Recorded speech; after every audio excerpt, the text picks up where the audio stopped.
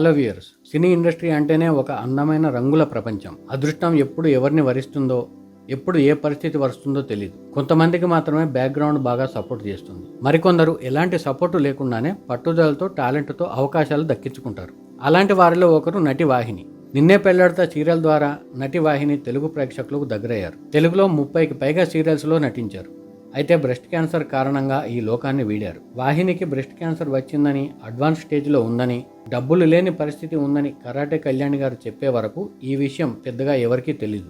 Karate Kalyan గారి పిలుపు మేరకు కొందరు స్పందించి సహాయం చేశారు. చికిత్స పూర్తయి వాహిని మళ్లీ స్క్రీన్పై కనిపిస్తుందని భావిస్తున్న తరుణంలో 2 రోజుల క్రితం ఆమె పరిస్థితి విషమించడంతో డాక్టర్లు చేతులెత్తేశారు. దీంతో వాహినిని సొంత ఊరైన విజయనగరానికి తీసుకెళ్లారు ఆమె కుటుంబీకులు.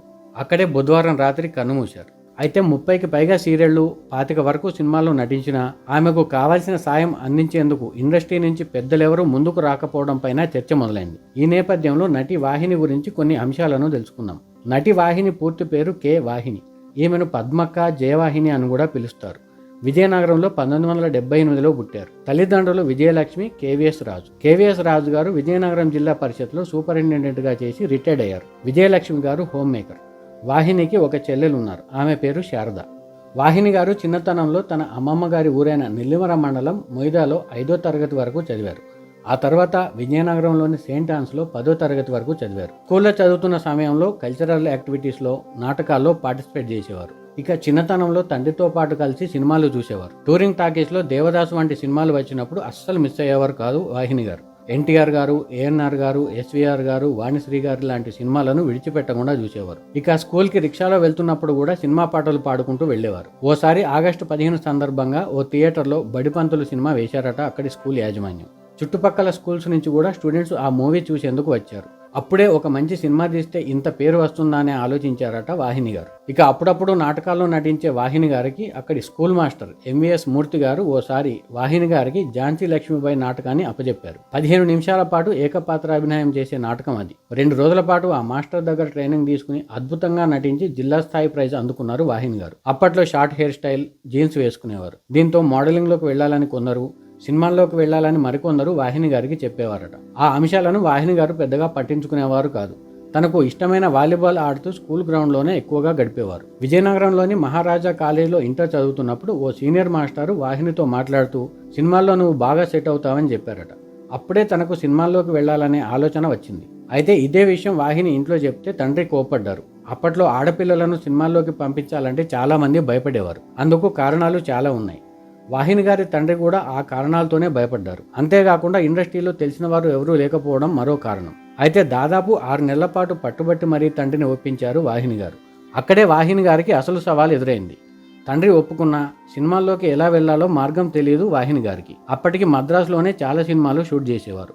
ఇంకా మూవీ ఇండస్ట్రీ హైదరాబాద్కు పూర్తిగా షిఫ్ట్ కాలేదు. దీంతో మద్రాసుకు వెళ్ళి ఎవరిని అప్రోచ్ కావాలో తెలిసేది కాదు. న్యూస్ పేపర్లో వచ్చిన సినిమా వార్తల ఆధారంగా, సినిమా పోస్టర్ల ఆధారంగా సినిమా ఆఫీసుల అడ్రస్లను కనుక్కునేవారు. ఆ అడ్రస్లకు తన ఫోటోలను పోస్ట్ ద్వారా పంపించేవారు. కానీ రిప్లై మాత్రం వచ్చేది కాదు.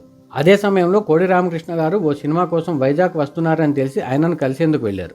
3 రోజుల పాటు ప్రయత్నిస్తే తప్ప ఆయనను కలిసే అవకాశం దొరకలేదు. అప్పటికి వాహిని గారికి యాక్టింగ్ కూడా రాదు. అయినా సరే ధైర్యంగా కోడి రామకృష్ణ గారి వద్దకు వెళ్లి తాను సినిమాలోకి వస్తానని చెప్పారట. అప్పటికి వాహిని గారికి యాక్టింగ్ రాకపోయినా వాహిని గారి ప్రొఫైల్, వాహిని గారి స్టైల్ చూసి కోడి రామకృష్ణ గారు మద్రాసులోని తన ఆఫీసుకు రమ్మని చెప్పారట. అంతేకాకుండా వాహిని గారిని చూడగానే లేడీ మారడోనా అని పిలిచారట కోడి రామకృష్ణ గారు. అలా కోడి రామకృష్ణ గారి ఆఫీసును వెతుక్కుంటూ మద్రాసు వెళ్లారు వాహిని గారు. ఆ సమయంలోనే కోడి రామకృష్ణ గారు తీస్తున్న ఒక సినిమాలో చిన్న వేషం ఇచ్చారు. అప్పటికి ఇంటర్ సెకండ్ ఇయర్ చదువుతున్నారు వాహిని గారు. దీంతో కాలేజ్ గారు పాత్రలను నటించారు. ఆ తర్వాత 2 సినిమాల్లో హీరోయిన్ సిస్టర్ పాత్రలు వచ్చాయి. వాటిల్లో నటించారు. వాస్తవానికి తాను హీరోయిన్ అవుదామని వచ్చానని, అయితే ఒక్కసారి వేరే పాత్రలను నటిస్తే మళ్ళీ అలాంటి పాత్రలే వస్తాయని తనకు ఆ తర్వాత అర్థమైందని ఓ ఇంటర్వ్యూలో చెప్పారు వాహిని గారు. అలా సినిమాలో సైడ్ క్యారెక్టర్ రోల్స్ వచ్చాయి. కొన్ని రోజులకు సినిమా హీరోయిన్ ఛాన్స్ కూడా వచ్చింది. అయితే అప్పటికి కొన్ని సినిమాల్లో సైడ్ క్యారెక్టర్ పాత్రకు ఒప్పుకుని ఉండటం, అడ్వాన్స్ కూడా తీసుకుని ఉండడంతో హీరోయిన్గా చేసే ఛాన్స్ మిస్ అయింది. తాను అలాగే కంటిన్యూ చేస్తే హీరోయిన్ పాత్రలు రావనే ఉద్దేశంతో కొన్నాళ్లు విరామం తీసుకొని హీరోయిన్గా ట్రై చేద్దామని భావించి 2 ఏళ్ల పాటు విరామం తీసుకున్నారు. అయితే తాను ఊహించింది ఒకటైతే జరిగింది మరొకటి. వాహిని గారు బ్రేక్ తీసుకున్న తర్వాత హీరోయిన్ ఛాన్సులు కాదు కదా, సైడ్ క్యారెక్టర్ పాత్రలు తగ్గిపోయాయి. అవకాశాల కోసం ప్రయత్నిస్తున్న టైంలో వాహిని గారిని ఇంటికి తిరిగి వచ్చేయాలని తల్లిదండ్రులు కోరారట. సినీ ఇండస్ట్రీలో తనకు పరిచయం ఉన్నవారు కూడా అదే చెప్పారట. అయితే తాను మళ్ళీ వెనక్కి వచ్చేది లేదని, సినీ ఇండస్ట్రీలోనే తేల్చుకుంటానని పట్టుదలతో ప్రయత్నించారు వాహిని గారు. ఆ సమయంలోనే జెమినీ టీవీ నుంచి ఒక సీరియల్ ఆఫర్ వచ్చింది. వాస్తవానికి ఆ సీరియల్ 30 ఎపిసోడ్లే ఉంటుందని, ఈలోగా వేరే సినిమా ఛాన్సులు వస్తాయని భావించిన వాహిని గారికి మరో పరీక్ష ఎదురైంది. దాదాపు ఆ సీరియల్ 300 ఎపిసోడ్లుగా నడిచింది. అయితే ఆ సీరియల్లో చిన్న పాత్రలో నటించిన వాహిని గారికి అమ్మ సీరియల్లో తొలిసారిగా గుర్తింపు వచ్చింది. ఆ సీరియల్ కూడా 100 ఎపిసోడ్లు నడిచింది. ఆ తర్వాత నాగమ్మ సీరియల్లో, నిన్నే పెళ్లాడతా సీరియల్లో ఛాన్సులు వచ్చాయి. అప్పటి వరకు కొన్ని సీరియళ్లు, సినిమాల్లో నటించిన వాహిని గారికి ఆ 2 సీరియళ్లు మాత్రం చాలా గుర్తింపు తెచ్చాయని చెప్పవచ్చు. 2003 టైంలో వచ్చిన నిన్నే పెళ్లాడతా సీరియల్ అత్యధిక టీఆర్పీ ఉండే సీరియల్గా గుర్తింపు తెచ్చుకుంది. ఆ క్రమంలోనే వాహిని గారు సీరియల్ యాక్టర్గా ఫేమస్ అయ్యారు.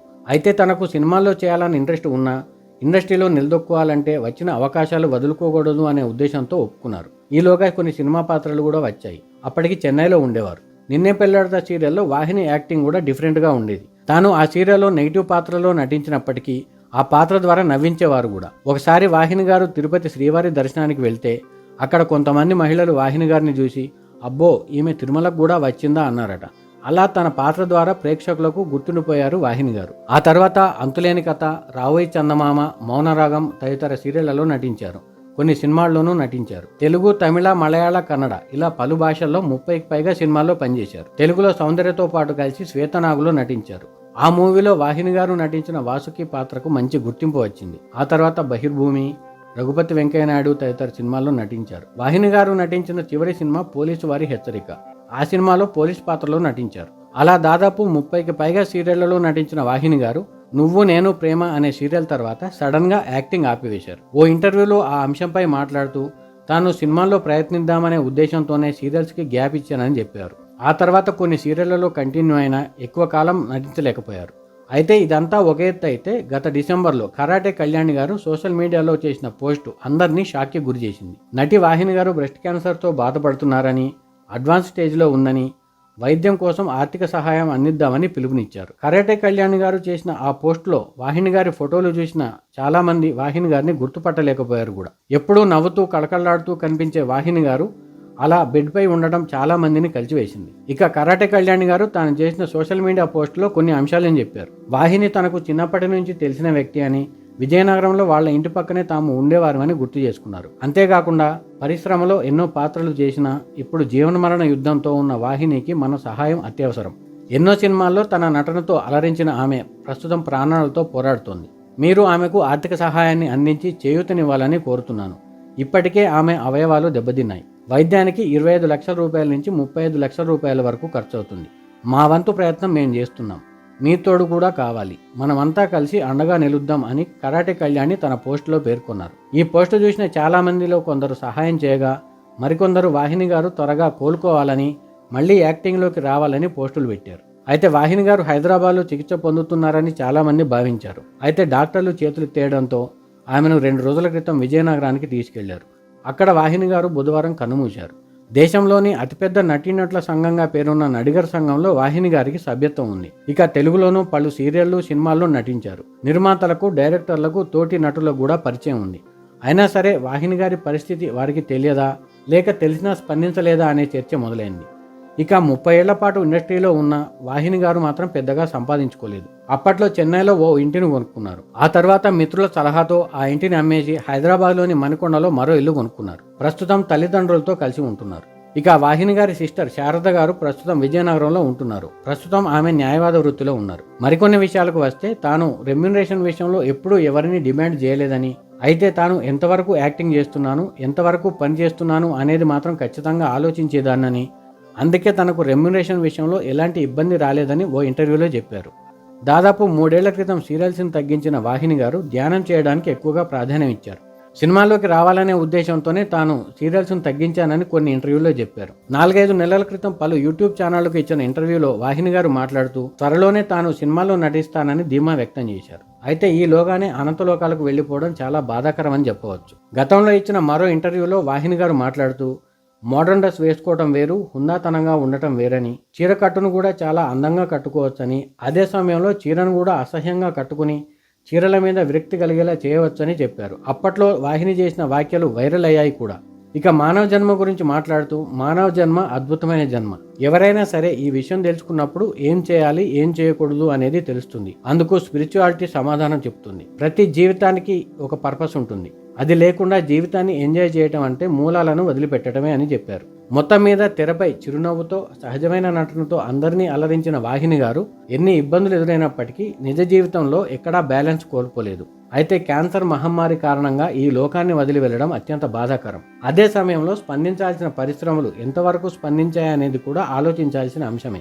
కారణం ఏదైనప్పటికీ సినిమాల్లో ప్రయత్నిస్తూనే వాహిని గారు చనిపోవడం అనేది అత్యంత బాధాకరం. ఆమె ఆత్మకు శాంతి కలగాలని కోరుకుందాం. ఇవి నటి వాహినికి సంబంధించిన కొన్ని అంశాలు.